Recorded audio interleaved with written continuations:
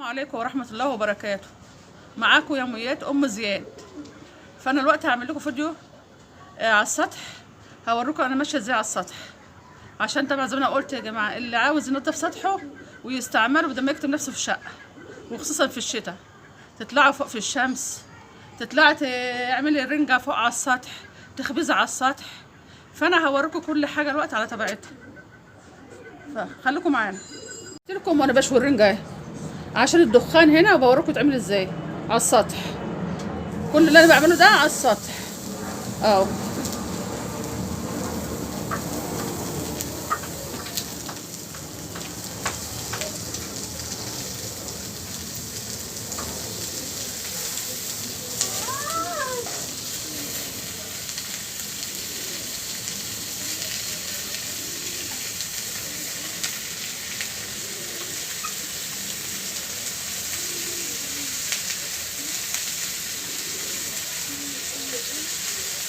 كل ده بعمله عشان الدخنه ما تبقاش جوه الشقه، لان لما بعملها في الشقه بتفضل طول النهار الدخنه في الشقه وبتبقى ريحه الرنجه. فانا باخدها انضفها هنا وبعملها كل حاجه هنا، بنزل بس على الاكل على طول. وهوريكم بقى عمايلها من اولها لاخرها.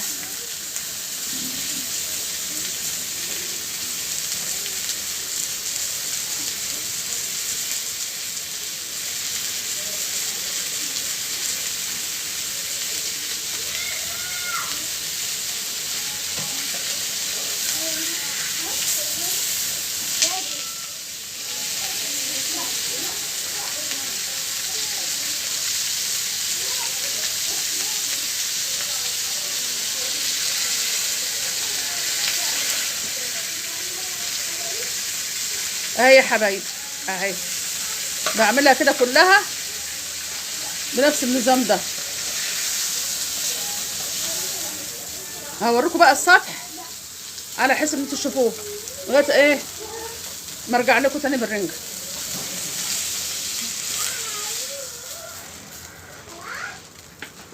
سطح انا عامله فيه ايه؟ الجزء اللي انا بعمل فيه الاكل بتاعي عشان يبقى ما يبقاش باين يعني منه للسما وكده. هوريكم من حاجات بسيطه انا عاملاها هنا بقى. اللهم صل على سيدنا محمد، اللهم صل على النبي. ادي فرن الخبيز بتاعي اهو، ده فرن الخبيز بتاعي هنا، حاطاه هنا بانبوبته. وده دولاب صغير للكراكيب بتاعتي اهي. ودي تلاجة من اللي هي كنت متجوزه بيها قديمه يعني. التلاجة ديت انا حطاها، احط فاكهه، احط فيها ميه في الصيف، يا احفادي طلعوا او انا طلعت بعيالي يبقى ايه بفتحها واحط فيها. تلاجة حطاها فوق على السطح، تلاجة قديمه ممكن احط فيها اي حاجه احفظها بدل ما تبقى في منها للجو، فحطها يعني ايه على السطح كده اهي يا حبايبي. تلاجة من النوع القديم يعني وكده. قلت بدل ما ابيعها استفاد بها على السطح، يا وانا ذبحه ولا حاجه وحبيت احط فيها لحمه وانا بذبحها على السطح بحط فيها. وهوريكم السطح دلوقتي وانا بنضفه وكده. وهنا اللهم صل على النبي المروحه وكله هنا حطها، حتى لما انزل الحتت بتاعه المطبخ بغسلها واحطها هنا، حد يمسح ايده حد اي حاجه كده. عامله قاعده لاحفادي بردك اهمت لما بيجوا اهوت نفس النظام ده. ده قعده احفادي اهمت، بس قاعدين كده بيلعبوا وكل حاجه يعني هنا عاملاها على السطح ونضيفه. ما بخليش حاجه عشان طفل ولا حاجه حب يمسح بايده في حته ولا حاجه. عامله الحتت بردك ما بطلع فوق بعلقها طفل يمسح ايده مع المناديل والحاجات دي اهو. اهو يا حبايبي بصوا. والطبليه اهي بتاعت الخبيز، طبليه الخبيز اهي، طبليه كبيره اهي ما شاء الله بعمل عليها الفطير. ان شاء الله اعمل لكم مره فطير وهوريها لكم. هنا بص عش عامله للفراخ، هنا عش عامله للفراخ اهي اهي. بالنسبه بردك في زرع المطبقيه القديمه، فاكرينها المطبقيه القديمه اللي هي بتاعت زمان؟ قلت بدل ما ارميها بحط فيها علب البوهيه، احط فيها حتى فيها السلك، وغسلت حاجه على السطح ولا حاجه سلك المواعين حطها اهوت في كيس بلاستيك. الحاجات دي ما برميش اي حاجه على حس ان انا قاعده في بيت ممكن احتاج اي حاجه، فما برميش اي حاجه خالص. فانا بستعمل يعني بحافظ على حاجه ممكن اعوزها اهو.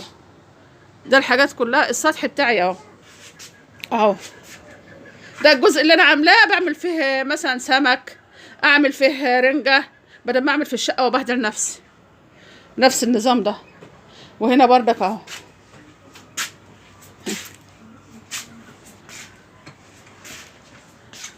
ده ادم بقى تاني حفيد ليا اللي مجنني يا اخواتي. ده سينا مصر كلها العسل بتاعي. وصلوا التيتل لايك ل20,000 لايك. هي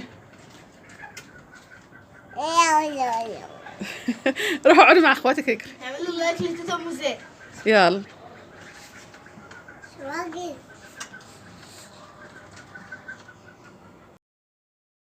طيب انا بفصصها اهو، بوريكم بفصصها ازاي عشان تعرفوا.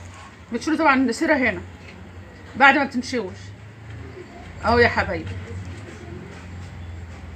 اهو اهي بتتفصص كده. ايوه يا حبايبي اهي بشيل القشر كله. بصوا اهو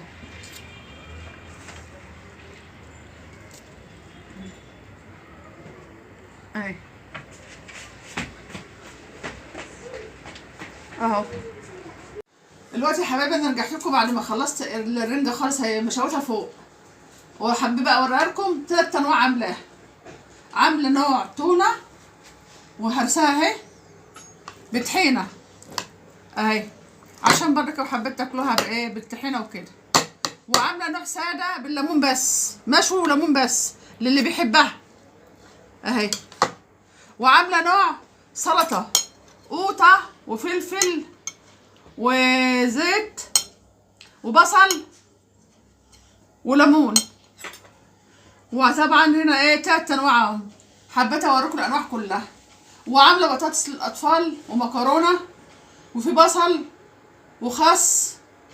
طبعا انتوا شايفين يا حبايبي الحاجات دي، يا رب تعجبكم، يا رب تعجبكم حاجه النبي.